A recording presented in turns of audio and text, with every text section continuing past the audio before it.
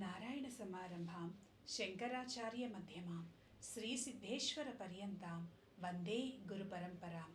పరమపూజ్యులు పరమహంస పరివ్రాజకాచార్యులు కృత్తాళ శ్రీ సిద్ధేశ్వరి పీఠాధిపతులు జగద్గురువులు నడిచే దైవమైనటువంటి శ్రీ శ్రీ శ్రీ సిద్ధేశ్వరానంద భారతీ మహాస్వామి వారి పాదపద్మములకు ప్రణమిలుతో శ్రీశక్తిపీఠ మూలదేవత అనంత శక్తి స్వరూపిణి మహాకాలస్వరూపిణి అయినటువంటి శ్రీ మరకత శక్తికాళీదేవి పాదపద్మములకు ప్రణమిలుతో ఆంధ్రప్రదేశ్ బ్రాహ్మణ సేవా సంఘ సమాఖ్యకు సంబంధించినటువంటి కార్యక్రమం జరగబోతూ ఉన్నది. రేపు 7వ తారీఖు నాడు, జూన్ 7వ తారీఖు నాడు, విశ్వావసునామ సంవత్సర జ్యేష్ఠ శుద్ధ ద్వాదశి నాడు 42వ ఆవిర్భావ దినోత్సవం. ఈ సమాఖ్య ప్రారంభమయ్యి స్థాపించి 41 సంవత్సరాలు విజయవంతంగా పూర్తయినాయి.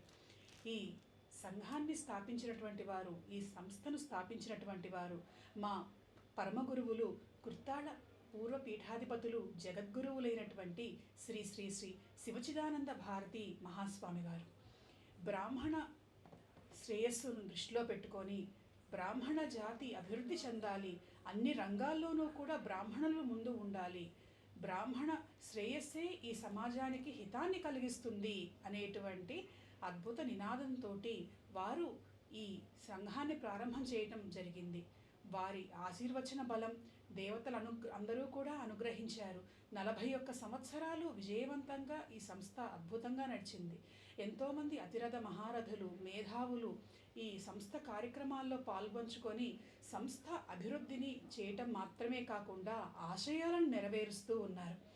అటువంటి ఈ సంస్థ 41 సంవత్సరాలు పూర్తి చేసుకొని 42వ వసంతంలోకి అడుగుపెడుతున్నటువంటి శుభవేళ ఆవిర్భావ దినోత్సవం నాడు ఈ సంఘానికి ప్రస్తుత రాష్ట్ర అధ్యక్షులుగా ఉన్నటువంటి శ్రీ కోనూరు సతీష్ శర్మ గారి చేతుల మీదుగా పతాక ఆవిష్కరణ, అలాగే రాష్ట్ర కోశాధికారి శ్రీ పులిపాక ప్రసాదరావు గారి చేతుల మీదుగా వెబ్సైట్ అనేటువంటిది నూతనంగా ప్రారంభించడం జరగబోతూ ఉన్నది.